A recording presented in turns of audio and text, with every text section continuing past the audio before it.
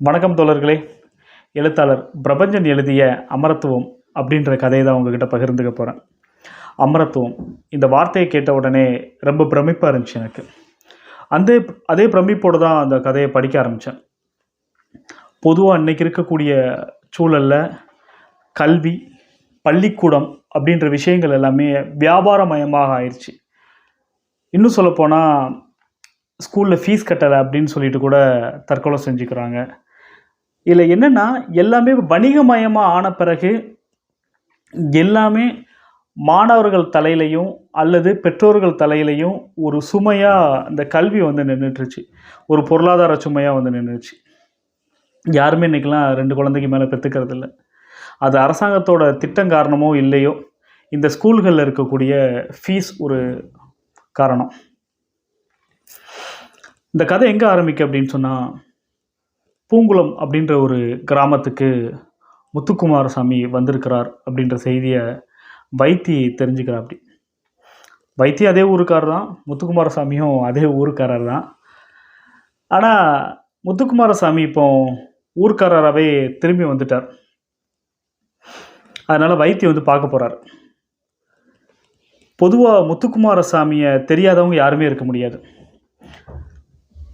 எந்த செய்தித்தாள்களை எடுத்துக்கிட்டாலும் சரி, அது ஆங்கில நாளேடோ அல்லது தமிழ் நாளேடோ, முதலமைச்சர்களுக்கு பக்கத்தில் அல்லது முதலமைச்சர்களுக்கு நிகரான இடத்தில் அவர் எப்போவுமே இருப்பார்.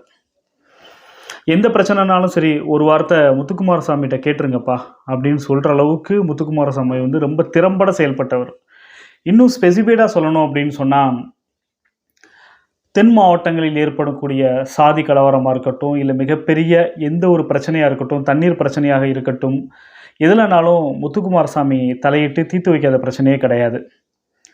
பொதுவாக ஏதாவது ஒரு பிரச்சனை வந்துச்சு அப்படின்னு சொன்னால், தீர்வு காண முடியாத ஒரு பிரச்சனை வந்துச்சுன்னா, ஒன்று கல்லை போடு இல்லைனா கமிஷனை போடுன்னு சொல்லி ஒரு வார்த்தை உண்டு.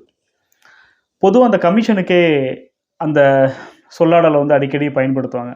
ஆனால் முத்துக்குமாரசாமி கமிஷன் அப்படி கிடையாது. எந்த கமிஷன் அவர் கிட்ட வந்தாலும் சரி, பரிந்துரை வந்தாலும் சரி, அதை திறம்பட சொன்ன டைமுக்கு முன்னால் செயல்பட்டு முடிக்கக்கூடிய ஒரு மனுஷன். அவர் தான் இந்த பூங்குளம் கிராமத்துக்கே ரொம்ப பெருமைக்குரிய ஒரு மனுஷன். அவர் தான் வந்திருக்கிறாரு. அவரை போய் பார்க்கணுன்னு சொல்லிட்டு தான் போய்கிட்டு இருக்கேன். ஊரில் தெருவில் தெற்கு பார்த்த வீடு தான் அவர் வீடு. ரொம்ப பழைய வீடு, பார்த்தாலே கண்டுபிடிச்சிடலாம். பழைய காங்கிரஸ் காலத்து வீடு அது. உள்ளே போனவுடனே ஒரு பெரிய டோர் தள்ளி திறந்தேன். உள்ளே ஒரு முண்டாப்பணியை போட்டுட்டு அப்படி சேரில் உட்காந்துக்கிட்டு வேர்க்கடலை அப்படி குறிச்சிக்கிட்டு இருந்தார். சுற்றி பார்த்தேன். பழைய சைக்கிள், பழைய ஆட்டாங்கல் அப்படி இருந்துச்சு. அப்படி பார்த்ததும், என்ன வைத்தி வா அப்படின்னு சொல்லி கூப்பிட்டாரு. நான் சிரிச்சிட்டே அப்படி போனேன். என்னண்ணா நல்லா இருக்கீங்களா அப்படின்னு சொல்லிட்டு. ரொம்ப சந்தோஷம்பா, உன்னை தான் நினச்சிட்டு இருந்தேன். வைத்தி ஒருவேளை நீ வரலன்னு வச்சுக்கோயேன், உன்னை தேடி நான் வந்திருப்பேன். அப்படியாண்ணா, ரொம்ப மகிழ்ச்சி அப்படின்னு சொல்லிட்டு இருக்கும்போதே அப்படி சிரிச்சிட்டு இருந்தார். அப்படி ஒரு கை வேர்க்கடலை எடுத்து கையில் கொடுத்து சாப்பிடு நான் அப்படின்னாரு. நான் அவரை பார்த்துட்டே இருந்தேன் 2 நிமிஷம்.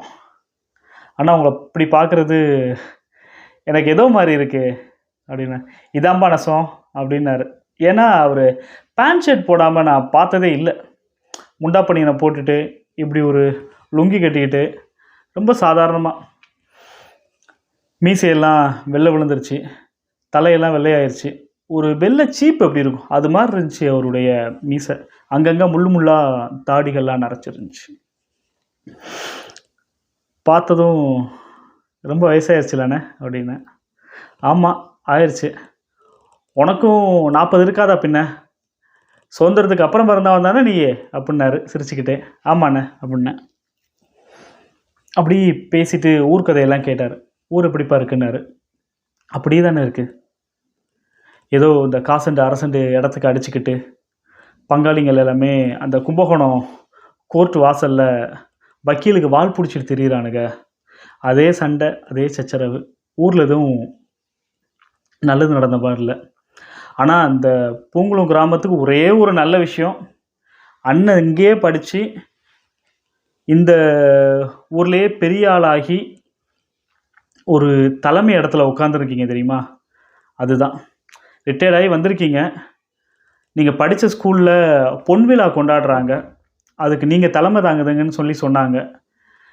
அது எனக்கு பார்த்தாலே ரொம்ப பெருமையாக இருந்துச்சுண்ணே. ரொம்ப சந்தோஷமாக இருக்குது. உண்மையிலே அதுக்கு நீங்கள் தான் தகுதியான ஆள் அப்படின்னு சொல்லி நான் சொல்லுவேன் அப்படின்னு சொன்னோடனே அவர் அப்படியே மேலே பார்த்துட்டார். அப்படியே உத்தரத்தை பார்த்துட்டு 2 நிமிஷம் அமைதியாகிட்டு அப்படி கண்ணை கசக்கிட்டு ஒரு வார்த்தை சொன்னார். இல்லை வைத்தி, இல்லை, அதுக்கு நான் காரணம் இல்லை. அதுக்கு உண்மையிலே காரணம் திருவேங்கட வாத்தியார் தான் அப்படின்னு சொன்னோன்னே, யாருண்ணா இந்த திருவேங்கட வாத்தியார்? உங்களுக்கு வாத்தியாரா? இல்லைப்பா, இல்லை, எனக்கு மட்டும் இல்லை, அவர் இந்த ஊருக்கே வாத்தியார். இந்த ஊருக்கு மின்சாரம் வர்றதுக்கு முன்னால் ஊருக்கே அறிவு வெளிச்சம் கொடுத்தவர் அவர் தான். இந்த மாதிரி ஒரு சாயங்கால நேரம்தான்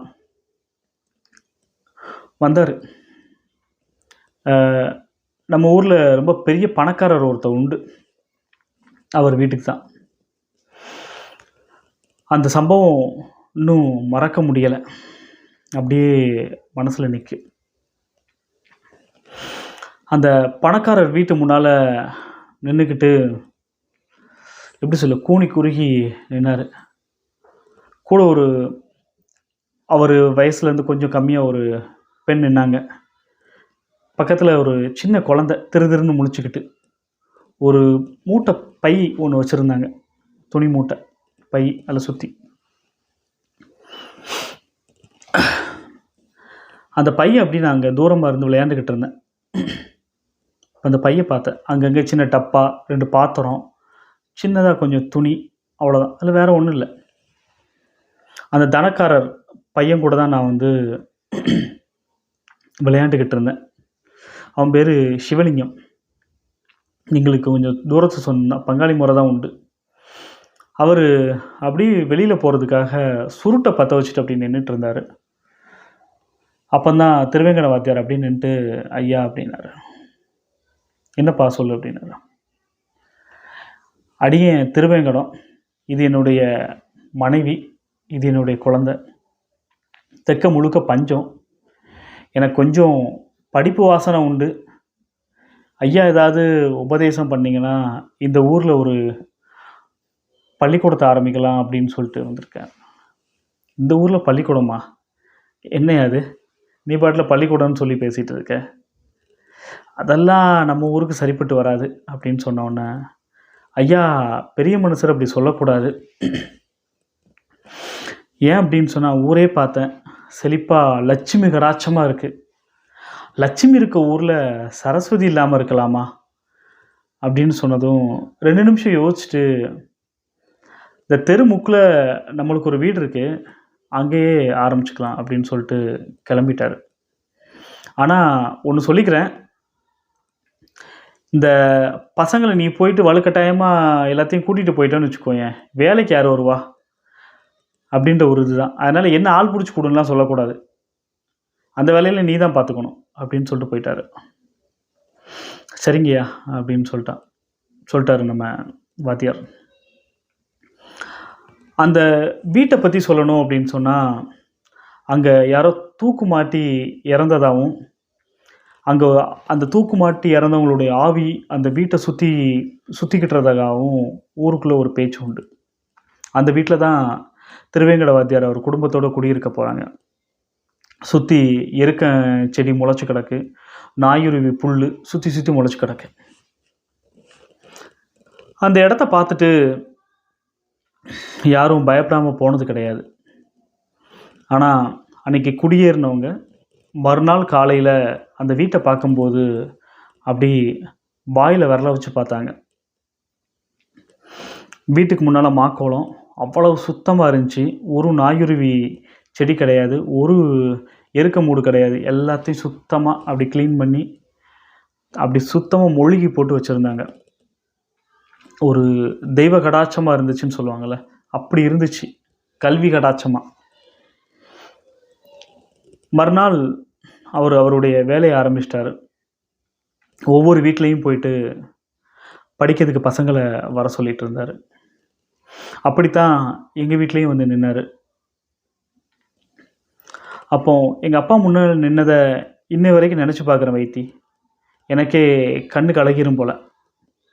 எங்கள் அப்பா கிட்ட வந்து சொன்னார், பையனை படிக்க அனுப்புங்கன்னு சொல்லிட்டு. இவன் படித்து என்ன பண்ண போகிறான்? படித்தா உடம்பு உழையாது, அப்புறம் வயலுக்கு வேலைக்கு யார் வருவா அப்படின்னு சொன்னதும் யோசிக்கவே இல்லை அவர். அடுத்த வார்த்தை சொன்னார், பெரியவங்க அப்படிலாம் சொல்லக்கூடாது. ஊருக்கே ராஜாவாக இருந்தாலும் படித்தவனுக்கு தானே மரியாதை அப்படின்னு சொல்லி வார்த்தையை ஆரம்பித்தவர், படித்த புள்ள 4 எழுத்து கற்றுக்கிட்டாலும் என்னதான் பணம் இருந்தாலும் கூட 2 ராமாயணம் மகாபாரதம் சொன்னால் நல்லா இருக்குமா இல்லையா அப்படின்னு சொன்னதும் எங்கள் அப்பா ஒரு நிமிஷம் யோசிச்சிட்டாரு. அவர் சொன்னதுக்கு ஒரே ஒரு காரணம்தான், எங்கள் அப்பாவுக்கு பக்தி மயம் அதிகம். அவருக்கு ராமர் மேலே ரொம்ப பக்தி உண்டு. இதெல்லாம் அவருக்கு எப்படி தெரியும்னு பார்க்குறீங்களா? வேற ஒன்றும் இல்லை, எங்கள் அப்பா ஒரு நாமம் போட்டிருந்தார், அதை வச்சு அவர் பிடிச்சிட்டாரு. இப்படி தான் ஒவ்வொரு வீட்லேயும் எந்த வீட்டில் நாமம் போட்டிருக்கோ அங்கே ஃபுல்லாக ராமாயணம் மகாபாரதம். எந்த வீட்டில் பூஜை பண்ணுறாங்களோ அங்கே பெரிய புராணம்.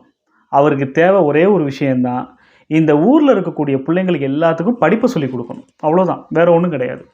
அதனால் அவர் பெருசாக சம்பாதிச்சிட்டாரு, பெருசாக இது பண்ணிட்டார். எந்த ஒரு துளியளவும் லாப நோக்கமே கிடையாது. அவர் வச்சிருக்கக்கூடிய கல்வியை எல்லாருக்கிட்டையும் கொண்டு போகணுன்ற ஒரே ஒரு எண்ணம் தான். அது ஒரு ரொம்ப பெரிய எண்ணம், அதை தாண்டி வேறு ஒன்றுமே கிடையாது.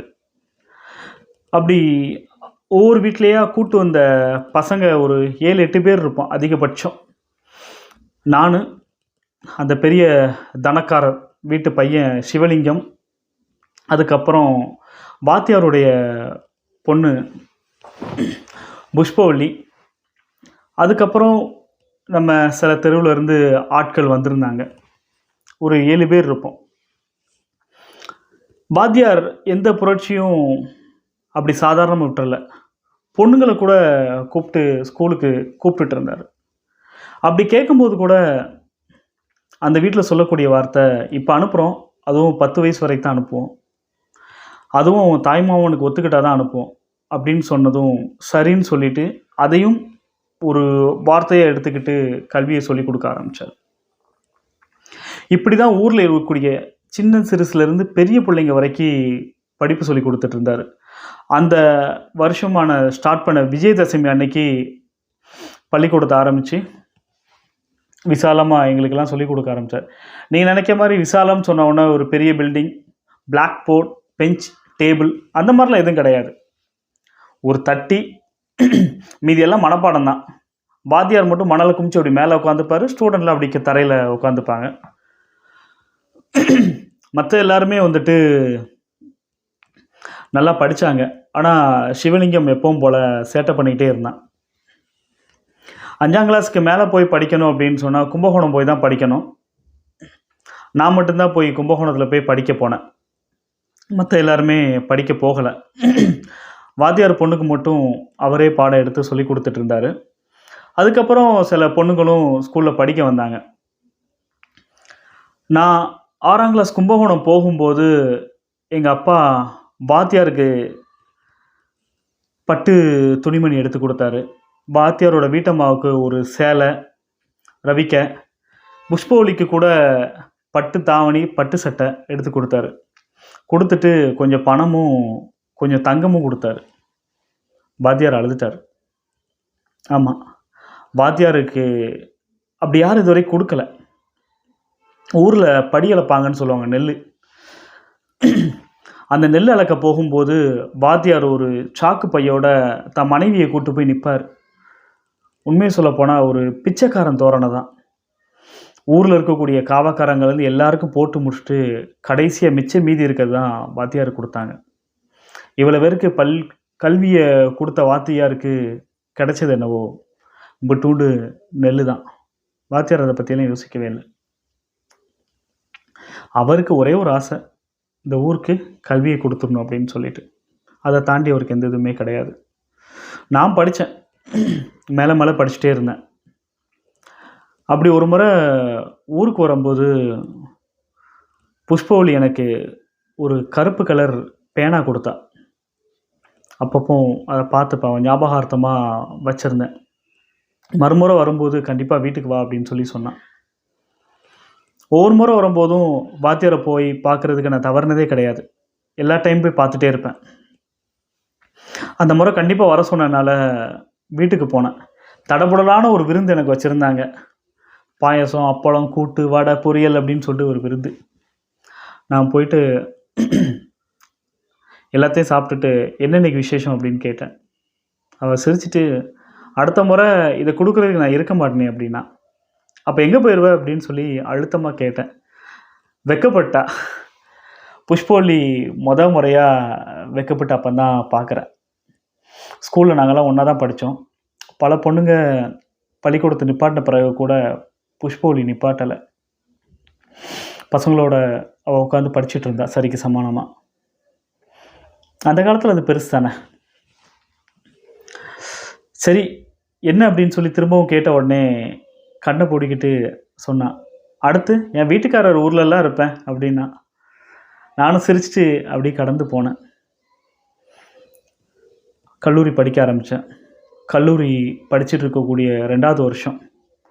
உனக்கு ஒரு போஸ்ட் வந்திருக்குன்னு சொல்லி சொன்னாங்க. வேகமாக கீழே இறங்கி வந்தேன். வந்தால் தபால்காரர் யாரும் இல்லை, ஊர்லேருந்து ஒருத்தர் வந்திருந்தார். புஷ்பவள்ளி செத்துட்டா அப்படின்னு சொல்லி செய்தியை சொல்லிட்டார். ஒரு பெரிய வலி நெஞ்சுக்குள்ளே. அப்படியே அந்த வலியோட ஊரில் போய் பார்க்க போனேன். வாத்தியார் அப்படி நில குழஞ்சி போயிட்டார். அவருக்கு அப்படி இருந்து பார்த்தது கிடையாது அவரை. அந்த நிலைமையில் வாத்தியார் அப்படி பார்க்கும்போது எனக்கு அப்படி சங்கடம்னா சங்கடம், அப்படி ஒரு சங்கடம். ஆனால் வாத்தியார் வீட்டம்மாவோ இறந்துட்டாங்க. வாத்தியாரை முழுசாக பார்த்துக்கிட்டது என்னவோ புஷ்பவள்ளி தான். இப்போ தனி மரமாக நின்றுட்டுருக்கார். வாத்தியார் பஸ் ஏற்றி விட்ற வரைக்கும் என் கூட வந்தார். பஸ் வர்றது கொஞ்சம் டைம் ஆகும். வாத்தியார்கிட்ட கேட்டேன், என்னதான் ஆச்சு அப்படின்னு சொல்லிட்டு. இல்லை, சொல்கிறதுக்கு சங்கடமாக தான் இருக்குது. ஒருத்தி மானம் போச்சுன்னா உசுரை விட்டுற மாட்டாளா அப்படின்னு சொல்லி சொன்னாங்க. என்னதான் ஆச்சு அப்படின்னு சொல்லி கேட்கும்போது அப்போ தான் தெரிஞ்சுக்கிட்டேன் அதை செஞ்சது சிவலிங்கம்னு சொல்லிட்டு. சிவலிங்கம் இப்போல்லாம் ஊரில் மைனர் மாதிரி சட்டையை நல்லா ஃபுல்லாக மடக்கி விட்டுட்டு ஓட்ட போட்ட பனியன் வச்சு போட்டுக்கிட்டு ஒரு பெரிய செயின் கழுத்தில் போட்டிருந்து பில்ஸு சிகரெட்டோடு தான் சுற்றிக்கிட்டு இருந்தான்.